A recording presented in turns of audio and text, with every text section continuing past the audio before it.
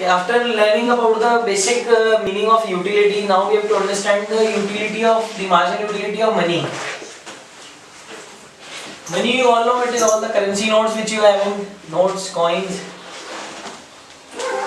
You basically need to know that money itself doesn't have any utility.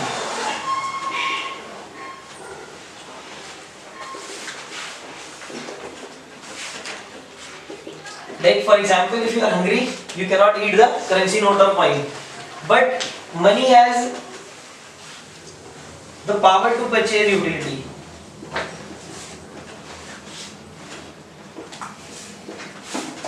Or you can say it can purchase the goods and services which will provide you utility or help you to satisfy your want. So, utility of money is basically measured in terms of the utility derived from the goods and services which the money can buy. So you have to keep in mind that this marginal utility of money is very important, because whenever we are trying to compare the consumer's equilibrium or trying to achieve the consumer's equilibrium, we have to maximize the satisfaction, and you have to remember that satisfaction is achieved only when you convert the money into goods and services. Like keeping money with yourself will not provide you any satisfaction. So the objective is to attain the maximum possible consumption, right? But then also utilize your income in the best way. It resembles the utility provided by per rupee.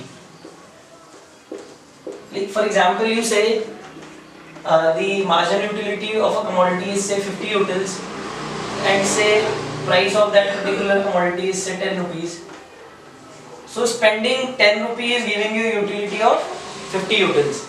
So its marginal utility of money means that 1 rupee is giving you utility of 5 utils, or marginal utility of money is 5 utils per rupee, right?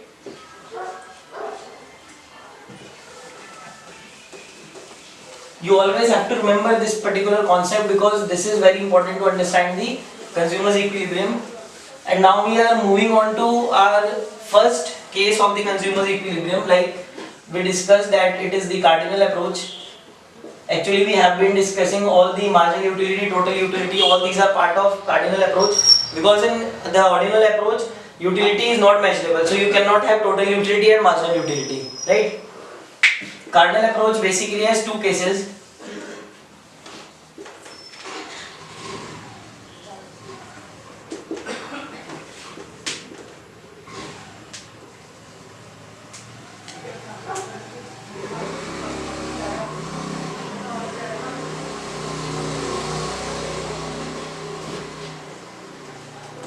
One commodity case and two commodity case. Under one commodity we assume that the consumer is consuming only one good, while here we assume that the consumer is consuming two goods, right? So first we will study the one commodity case.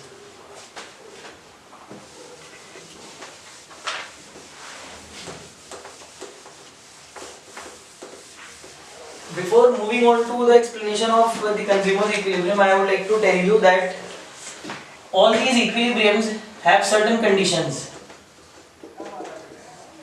right? And any condition can be explained with the help of method of elimination.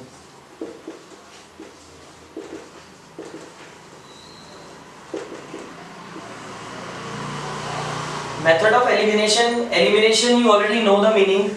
To remove something, right? You watch the reality shows, there you see the elimination round, means removing someone or from the particular game or whatever it is. So like suppose if I have three options, say three conditions, and I have to prove that this condition is correct. Method of elimination simply means that you prove that this is wrong and this is wrong. So obviously this is correct, right? This method is used for explaining all the conditions in economics, whether it is consumer equilibrium or producer equilibrium, or it may be any other condition. So very important method.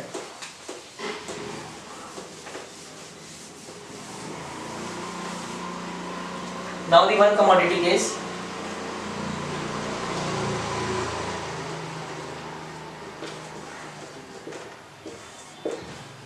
One commodity case, as talked, we already talked about this, that the consumer is assumed to consume only one commodity, and this particular approach is based on consumer surplus.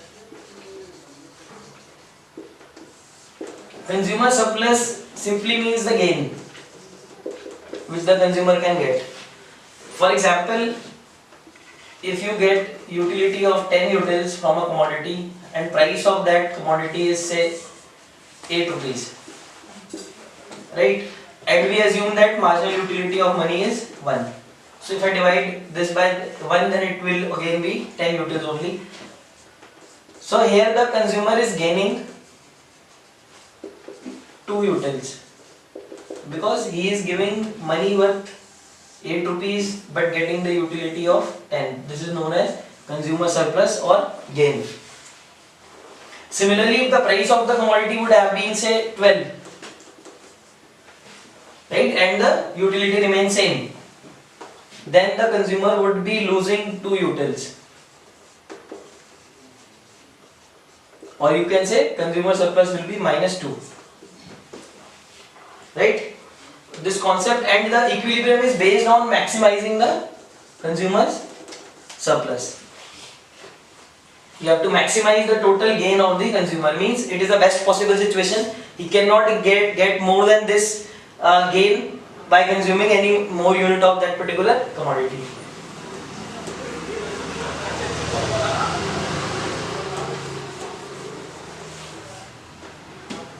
The condition of equilibrium, we have only one condition in the one commodity case, is MUX equal to PX.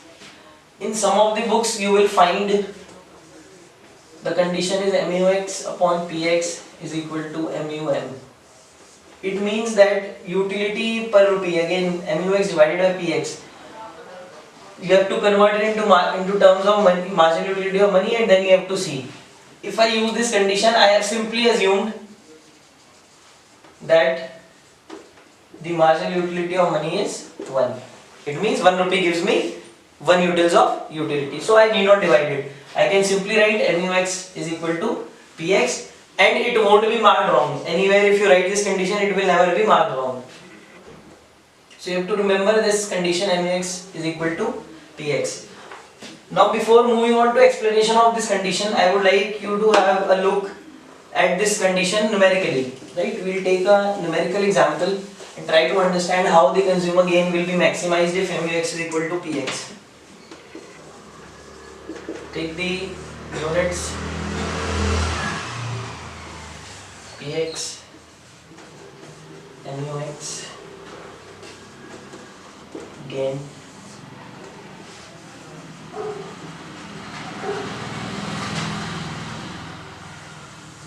consumer surplus.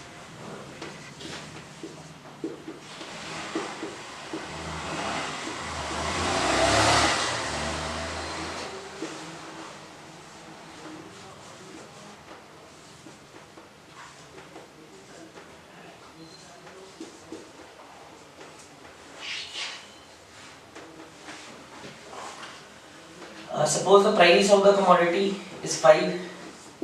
Here we assume that the price remains constant, and practically also consumer cannot alter the price of the commodity. It is given by the market.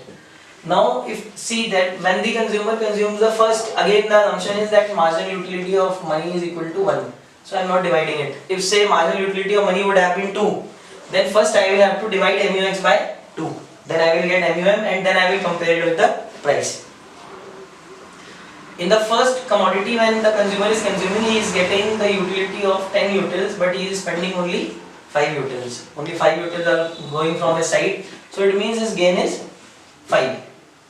Again, for the second commodity, the gain is 3. For the third commodity, it is 2, then 0. Now, consumer is started facing a loss, right? Paying 5 and getting utils only 4. So he is minus 1, then he is at a loss of minus 3, and then minus 5. Now see, now I will calculate the total surplus, right? Remember, the idea is to calculate to maximize the total surplus, consumer surplus. So after consuming the first commodity, it's 5, then it is 5 plus 3, 8, then 8 plus 2, 10, 10 plus 0, 10, then 9, then 6, then minus 1. Sorry, 1. Okay, so you can see that consumer surplus is maximized here, 2 points. But this will be my equilibrium, because remember in the beginning we said idea is to convert money into goods and services. So you have to consume maximum possible goods, because money itself will not give you any utility or will not help you to satisfy any of your want. This is the condition of the consumer's equilibrium, whereas consumer surplus is maximized. At that point it can easily be seen that MUX is equal to PX and consumer's gain is 0. Now all these units, why they are not equilibrium? Remember the condition, I say that it is MUX is equal to PX. Okay, and I also told you that the method to be used for explaining these conditions would be the elimination method. So I have two possible variations. One could be MUX more than PX. One could be MUX less than PX, right?